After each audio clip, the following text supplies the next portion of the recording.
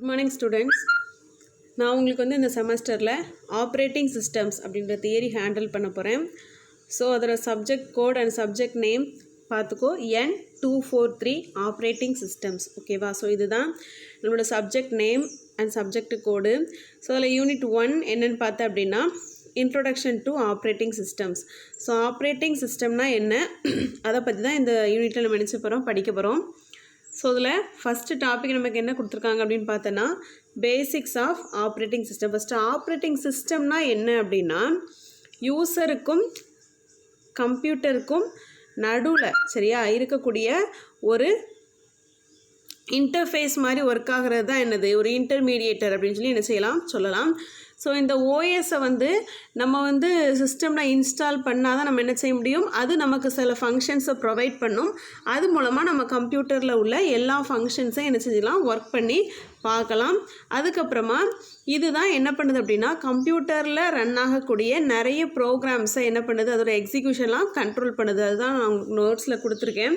An operating system is a program that acts as an interface between the user and the computer hardware and control the execution of all kinds of programs. அதாவது இந்த operating system தான் கம்ப்யூட்டரில் run ஆகக்கூடிய எல்லா ப்ரோக்ராம்ஸையுமே என்ன பண்ணுது, அதோட எக்ஸிக்யூஷன்ஸை control பண்ணுது. சரியா? ஸோ அதுக்கு தான் இந்த ஆப்ரேட்டிங் சிஸ்டம் அப்படின்றது தான் பேஸே சரியா கம்ப்யூட்டருக்கு. ஸோ என்னென்ன ஃபங்க்ஷன்ஸ் அது ப்ரொவைட் பண்ணுதுன்னு கீழே கொடுத்துருக்கேன் பாரு. Memory management, device management, security, job accounting, controlling programs to prevent errors and improper computer use, interrupt driver, இது எல்லாமே அதோட ஃபங்க்ஷன்ஸ். அதாவது ஒரு மெமரியை மேனேஜ் பண்ணுறது, இவ்வளோ டேட்டா நம்ம என்ன செஞ்சுருக்கோம், ஸ்டோர் பண்ணியிருக்கோம் நம்ம சிஸ்டமில். ஸோ இவ்வளோ ஸ்பேஸ் அவைலபிலிட்டி இருக்குது. இன்னும் நம்ம இவ்வளோ இதில் என்ன செஞ்சுக்கலாம். இப்போ எக்ஸாம்பிளுக்கு டோட்டல் ஸ்பேஸ் ஒரு 5 GB இருக்குது அப்படின்னா அதில் ஒரு 3 GB என்ன செஞ்சுட்டு ஸ்டோர் ஆகிட்டு மீதி 2 GB தான் இருக்குது அப்படின்றத நமக்கு சொல்கிறது யார், இந்த ஆப்ரேட்டிங் சிஸ்டம் தான்.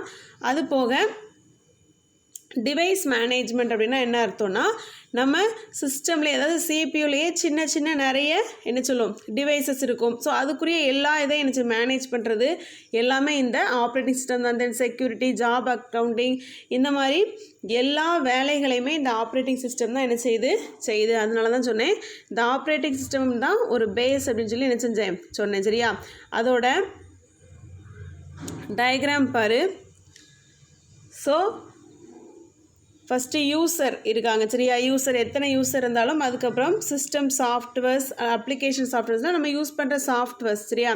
அதுக்குள்ளே தான் என்னது இருக்குது, ஆப்ரேட்டிங் சிஸ்டம். அதுக்கடுத்து ஆப்ரேட்டிங் சிஸ்டம் எது கூட கம்யூனிகேட் பண்ணுது பாரு, CPU, RAM, input out IO அப்படின்றது இன்புட் அவுட்புட் டிவைசஸ். சரியா? ஸோ இதுதான் நம்மளோட டோட்டல் ப்ராசஸ் நடக்கிற டயக்ராம். சரியா?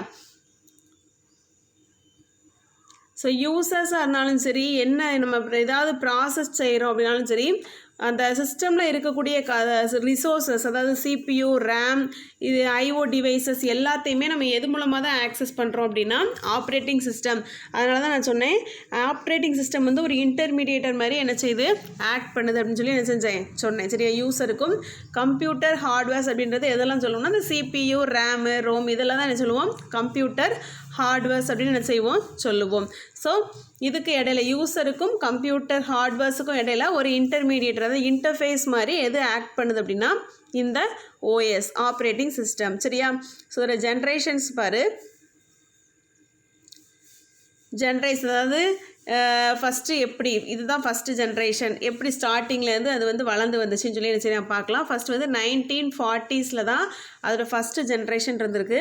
இந்த 1950s செகண்ட் ஜென்ரேஷன், அதுக்கப்புறம் 1960s third generation, fourth generation 1971 ஆரம்பிச்சிருக்கு, இப்போ வரைக்கும் இருக்குது. சரியா? ஸோ அந்த மைக்ரோ ப்ராசஸர்ஸ் அதுதான் ஃபோர்த்து ஜென்ரேஷன் சொல்கிறாங்க.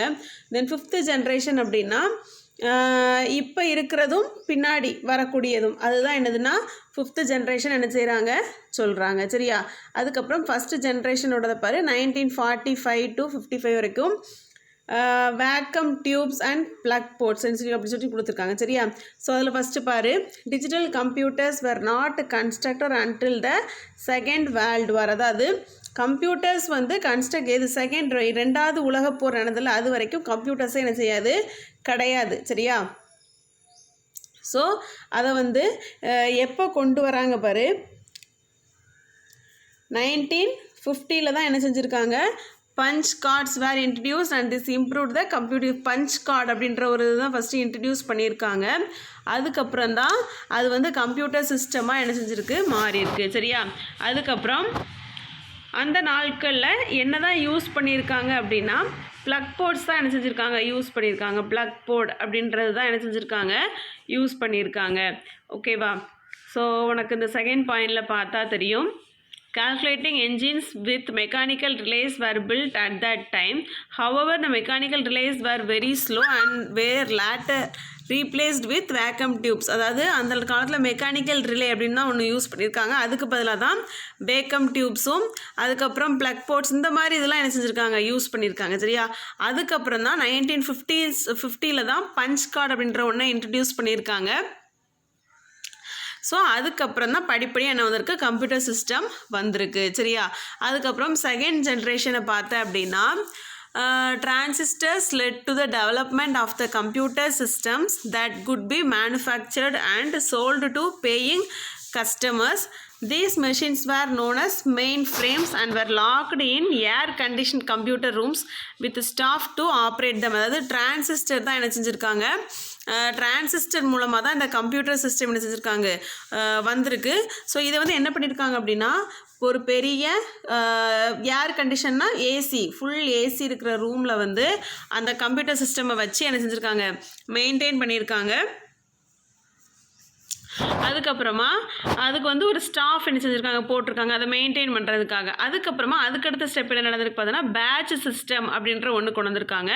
அது வந்து கம்ப்யூட்டரை வச்சு ஒர்க் பண்ணும்போது நிறைய டைம் வேஸ்ட் ஆகிருக்கு. ஸோ அதனால் என்ன பண்ணியிருக்காங்கன்னா அந்த பேட்ச் சிஸ்டம் அப்படின்ற ஒன்று என்ன செஞ்சுருக்காங்க, கொண்டு வந்திருக்காங்க. சரியா? அதுக்கப்புறம் என்ன அப்படின்னா நாலாவது பாயிண்ட் பாரு, a tray full of jobs was collected in the input room and read into the magnetic tab. After that the tab was rewound and mounted on a tab drive. அதாவது என்னென்ன வேலைகள்லாம் செய்யணும் அப்படின்றத அந்த ஒரு மேக்னெட்டிக் டேப்பில் என்ன செஞ்சுருக்காங்க, ரீட் பண்ணி வச்சுருக்காங்க. அதுக்கப்புறமா அதை வந்து அந்த டேப் ட்ரைவில் என்ன செஞ்சுருக்காங்க, போட்டிருக்காங்க. சரியா? அதுக்கப்புறமா அந்த பேட்ச் சிஸ்டம் என்ன செய்யும் அப்படின்னா அதை லோட் பண்ணிவிட்டு ஃபஸ்ட்டு ஜாப், அதில் இப்போ ஒரு 10 ஜாப் நான் அந்த டேப்பில் ரைட் பண்ணி வச்சுருக்கேன் அப்படின்னா ஃபஸ்ட்டு ஜாப் எடுத்து என்ன செய்யும், அதை வந்து ரன் பண்ணும். அந்த மாதிரி நடந்திருக்கு. ஸோ அவுட்புட்டை எதில் ரைட் பண்ணியிருக்காங்க அப்படின்னா செகண்ட் டேப், இன்னொரு டேப் வச்சு அதில் என்ன செஞ்சுருக்காங்க, ரைட் பண்ணியிருக்காங்க. இந்த மாதிரி என்ன பண்ணியிருக்காங்க. தேர்ட் ஜென்ரேஷன் பார்த்து அப்படின்னா அந்த இடத்துல என்ன யூஸ் பண்ணியிருக்காங்கன்னா இன்டகிரேட்டட் சர்க்கியூட்ஸும் மல்டி ப்ரோக்ராமிங் என்ன செஞ்சுருக்காங்க, யூஸ் பண்ணியிருக்காங்க. சரியா? ஸோ 1960 வரைக்குமே 2 டைப்ஸ் ஆஃப் கம்ப்யூட்டர் இருந்திருக்கு. என்னதெல்லாம் அப்படின்னா ஒன்று வந்து சயின்டிஃபிக்கும் இன்னொன்று கமர்ஷியல் கம்ப்யூட்டர்ஸ் அப்படின்னு 2 இது இருந்திருக்கு. ஸோ இதை வந்து யார் கம்பைன் பண்ணியிருக்கா அதுக்கடுத்து வரக்கூடிய நாட்கள் அப்படின்னு பார்த்தோன்னா ஐபிஎம் என்ன செஞ்சுருக்காங்க, கம்பைன் பண்ணியிருக்காங்க. ஸோ இதுதான் வந்து எதை யூஸ் பண்ணியிருக்குன்னா இன்டகிரேட்டட் சர்க்கியூட்ஸை என்ன செஞ்சுருக்கு, யூஸ் பண்ணி இந்த கம்பைனேஷன் நடந்திருக்கு. சரியா? அதுக்கப்புறமா இப்படி கம்பைன் பண்ணதுக்கப்புறமா என்ன ஆச்சு அப்படின்னா செகண்ட் ஜென்ரேஷனை விடையும் இது வந்து என்ன செஞ்சது, ஹையர் பெர்ஃபார்மன்ஸ் கொடுத்தது. ஸோ இந்த தேர்ட் ஜென்ரேஷனில் தான் எதையும் இன்ட்ரடியூஸ் பண்ணியிருக்காங்கன்னா மல்டி ப்ரோக்ராமிங் அப்படின்ற டெக்னிக்கையும் கொண்டு வந்திருக்காங்க. மல்டி ப்ரோக்ராமிங் அப்படின்னா வேறு ஒன்றும் இல்லை, அட் அ டைமில் மோர் தென் 1 ப்ரோக்ராம் செய்கிறது தான் என்னது மல்டி ப்ரோக்ராமிங். ஓகேவா? ஸோ இதுக்கப்புறம் தென் நெக்ஸ்ட் வந்து என்ன வந்திருக்கு அப்படின்னா எதனால இதை வந்து ட்ராபேக்னு சொன்னாங்கன்னா 4th பாயிண்ட் பாரு, this meant that the processor was not idle while a job was completing its IO operation. Another job was scheduled on the processor so that its time would not be based. அதாவது என்ன அப்படின்னா இதனால் கண்டிப்பாக ஒவ்வொரு job என்ன நடந்துகிட்டே தான் இருக்குது. ஏன்னா மல்டி ப்ரோக்ராமிங்னு சொல்கிறோமா, ஸோ அந்த ப்ராசஸர் ஐடியலாகவே இருக்காது. ஒரு ஜாப் முடியுதா உடனே அடுத்த ஜாப் என்ன செஞ்சிடும், தொடங்கிடும். ஸோ அது ஐடியலாகவே இல்லை. அதனால் நிறைய கொஞ்சம் டைமில் வந்து இதுக்கு முன்னாடி நம்ம பேட்ச் சிஸ்டம் பார்த்தோம். அதில் என்ன நடந்தது, டைம் வந்து வேஸ்ட் ஆச்சுன்னு சொன்னாங்க, அப்படி தானே. ஸோ இதில் வந்து டைம் வேஸ்ட் ஆகலை. அது வந்து இப்போ ஸ்பீடாக ரன் ஆகிட்டே இருந்ததுனால சீக்கிரமாக வேலை முடிஞ்சிட்டே இருந்தது. தென் 4th ஜென்ரேஷன் நெக்ஸ்ட்டு வந்தது. அதில் தான் நம்ம பிசி இப்போ யூஸ் பண்ணுறோம்ல பர்சனல் கம்ப்யூட்டர்ஸ், அது வந்து என்ன செஞ்சாங்க, கொண்டு வந்தாங்க. ஸோ இது வந்து ரொம்ப ஈஸியாக இருந்தது. எதுக்காக அப்படின்னா நம்ம வந்து ஒரு ஈஸியாக அப்ளிகேஷன்லாம் டெவலப் பண்ணுறதுக்கு அந்த மாதிரி யூஸ் பண்ணுறதுக்கு ஈஸியாக இருந்தோம்னா இதை இன்ட்ரடியூஸ் பண்ணியிருக்காங்க. தென் இதோட டிரான்சிஸ்டர் எல்லாமே வந்து நிறைய டிரான்சிஸ்டர் உள்ளே இருக்குது, சிப் இருக்குது. இதெல்லாம் வந்து ரொம்ப சின்ன அளவுலையே என்ன செஞ்சது, க்ரியேட் பண்ண முடிஞ்சது. அதனால் இதை மெயின்டைன் பண்ணுறது வந்து அவங்களுக்கு ஈஸியாக இருந்தது. சரியா, அதனால் என்ன பண்ணாங்க அப்படின்னா இந்த 4th ஜென்ரேஷனை இன்ட்ரடியூஸ் பண்ணாங்க.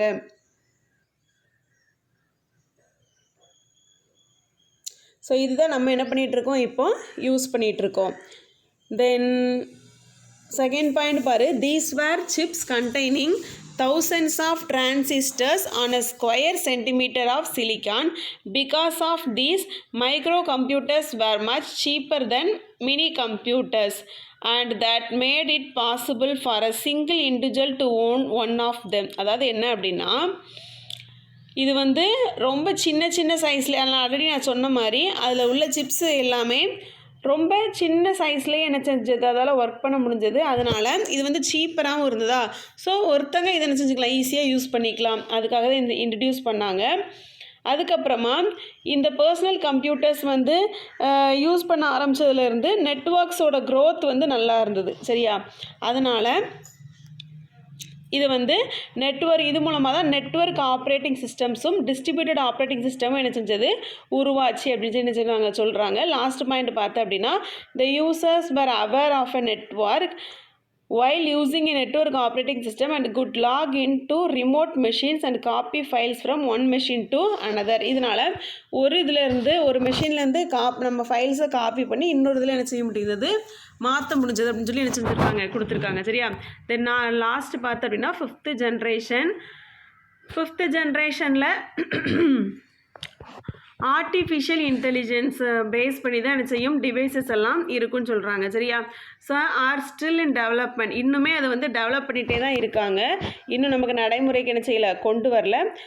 though there are some applications such as voice recognition that are being used today. அதாவது என்ன அர்த்தம் அப்படின்னா நம்ம வாய்ஸ் ரெகக்னிஷனை இம்ப்ளிமெண்ட் பண்ணுறது, அந்த மாதிரி இந்த மாதிரி ஆர்டிஃபிஷியல் இன்டெலிஜென்ஸ் பேஸ்டான இது எல்லாமே என்ன செய்கிறாங்க, டெவலப் பண்ணுறாங்க. ஆனால் இன்னும் அது வந்து டெவலப் பண்ணிட்டு தான் இருக்காங்கன்னு சொல்கிறாங்க. ஒவ்வொரு இது இப்போ நம்ம யூஸ் பண்ணிகிட்ருக்கோம் அப்படின்னு சொல்லி என்ன செய்கிறாங்க, சொல்கிறாங்க.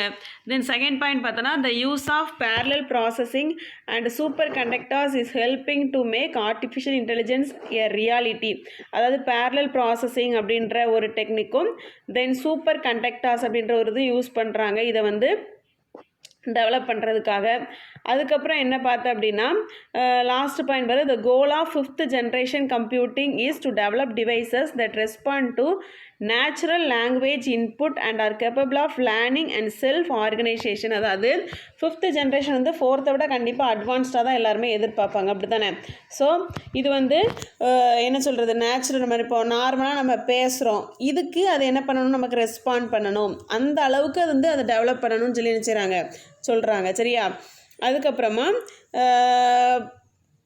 நம்ம 4th ஜென்ரேஷனோடையும் நல்ல ஒரு டெவலப்பிங்காக அது இருந்தால் மட்டும்தான் என்ன சொல்கிறது, அதோட அட்வான்ஸ்டாக இருக்குன்னு நம்ம சொல்ல முடியும். ஸோ அந்த லெவலுக்கு வந்து அதை டெவலப் பண்ணிகிட்டு இருக்காங்க, இன்னொன்று டெவலப் பண்ணிட்டு தான் இருக்காங்கன்னு சொல்கிற மாதிரி நமக்கு கொடுத்துருக்காங்க. ஓகேவா, ஸோ இதுதான் நம்மளோட ஃபஸ்ட்டு யூனிட்.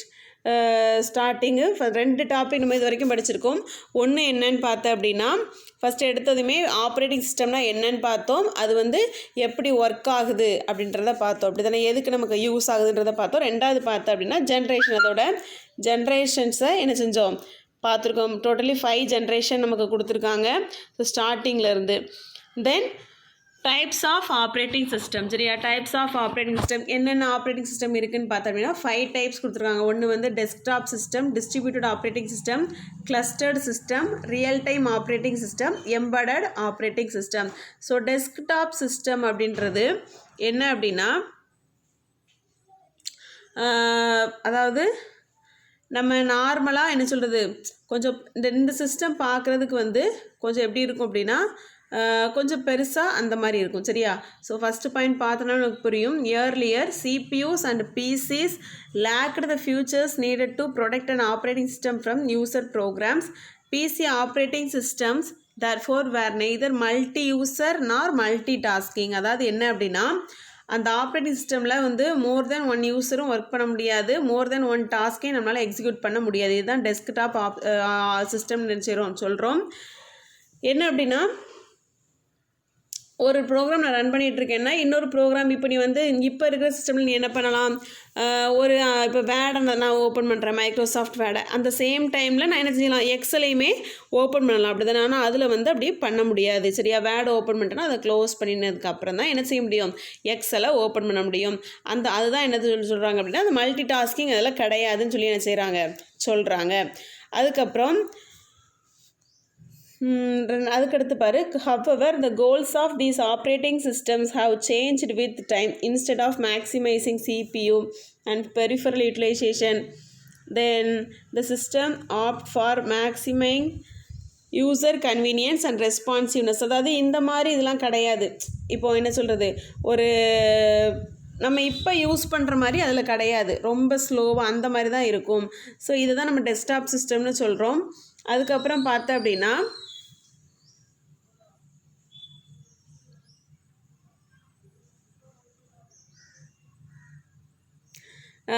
லாஸ்ட்டுக்கு முந்தின பாயிண்ட் பாரு micro computers were immediately able to adapt some of the technology developed for larger operating system. அதாவது மைக்ரோ கம்ப்யூட்டர்னால் இப்போ அது வந்து மைக்ரோ கம்ப்யூட்டர்ஸ் அப்படின்றது ஈஸியாக நம்ம வந்து இன்ஸ்டால் பண்ணுற சாஃப்ட்வேர்னாலும் சரி ஏதாவது டெக்னாலஜி யூஸ் பண்ணாலும் அதை சீக்கிரமாக என்ன செஞ்சிடும் அதுக்கு அடாப்ட் பண்ணிக்கிடும், அதாவது ஏற்றுக்கிடும் சரியா. அந்த மாதிரி கொடுத்துருக்காங்க.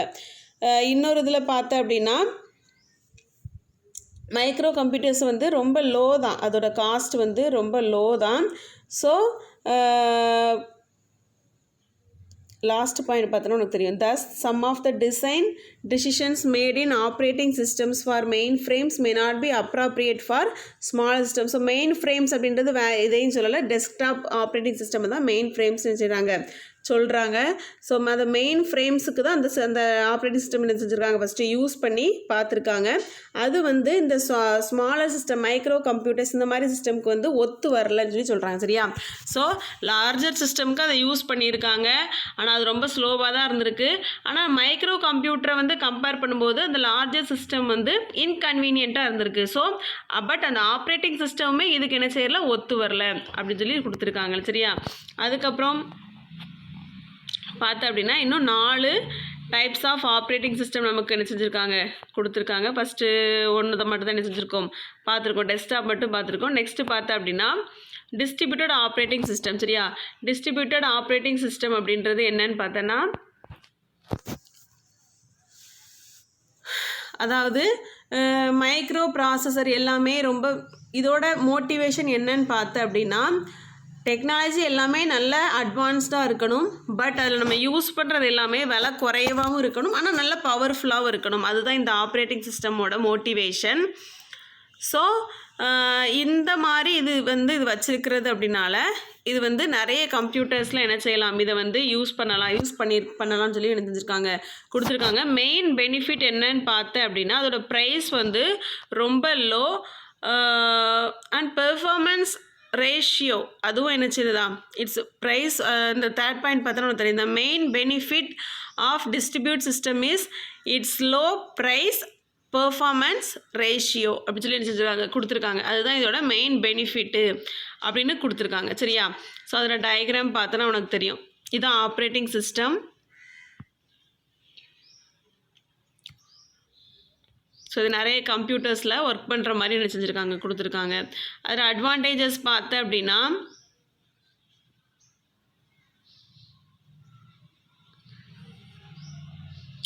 ப்ராசஸிங் வந்து ஃபாஸ்ட்டாக இருக்குன்னு கொடுத்துருக்காங்க. அதுக்கப்புறம் நிறைய சிஸ்டம் இந்த ஆப்ரேட்டிங் சிஸ்டமை யூஸ் பண்ணிக்கலாம் அப்படின்னு சொல்லி கொடுத்துருக்காங்க. ஃபஸ்ட்டு பாயிண்ட் பாரு, as there are multiple systems involved, user at one site can utilize the resources of system at the other site for resource intensive task. அதாவது ஒரு சைட்டில் வந்து யூசர் ஒர்க் பண்ணிட்டு இருக்காங்க அப்படின்னா அவங்க வந்து இன்னொரு சைட்டில் இருக்கக்கூடிய ரிசோர்ஸையுமே என்ன செஞ்சுருக்கலாம், ஆக்சஸ் பண்ணிக்கலாம் அப்படின்னு சொல்லி என்ன செஞ்சுருக்காங்க, கொடுத்துருக்காங்க.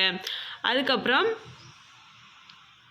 Less load on the host machine அப்படின்னா என்ன அர்த்தம்னா, ஹோஸ்ட் மிஷின் அப்படின்றது நம்மளோட ஹோஸ்ட், அதாவது சர்வர் அந்த மாதிரி சொல்லுவாங்க சரியா. சர்வர் ஹோஸ்ட் இந்த மாதிரிலாம் நீ போக படிப்ப, அதில் வந்து ரொம்ப கம்மியான அளவுக்கு தான் என்ன செய்யும், லோடிங் வந்து இதாகும்னு சொல்லி கொடுத்துருக்காங்க சரியா. அதில் மெயினாக பார்த்து அப்படின்னா நம்ம வந்து அதர் சைட்ஸ்லையுமே, இப்போ நான் ஒரு சைட்டில் ஒர்க் பண்ணிகிட்ருக்கேன்னா அதர் சைட்லேயுமே வந்து நான் ரிசோர்ஸஸை ஆக்சஸ் பண்ணிக்கலாம், அது ஒரு பெனிஃபிட்டு. இன்னொன்று வந்து ப்ராசஸிங் ஃபாஸ்ட்டாக இருக்கும் அப்படின்னு சொல்லி என்ன செஞ்சுருக்காங்க, கொடுத்துருக்காங்க. ஸோ இதோட டைப்ஸ் வந்து 2 டைப்ஸ் இருக்குது, client server system and peer to peer system அப்படின்னு 2 டைப் நமக்கு என்ன செஞ்சுருக்காங்க, கொடுத்துருக்காங்க. இது நம்ம என்ன செய்யலாம் அப்படின்னா நம்மளோட லைவ் கிளாஸில் என்ன செய்வோம் பார்ப்போம். ஸோ இது வரைக்கும் பார்த்ததை நீ என்ன செஞ்சுக்கோ, ரீகால் பண்ணி பார்த்துக்கோ. மொத்தம் 2 டாபிக்ஸ் பார்த்துருக்கோம். 3rd டாப்பிக்கில் பாதி என்ன செஞ்சுருக்கோம் பார்த்துக்கோம் சரியா. சரி, ஓகே, தேங்க்யூ.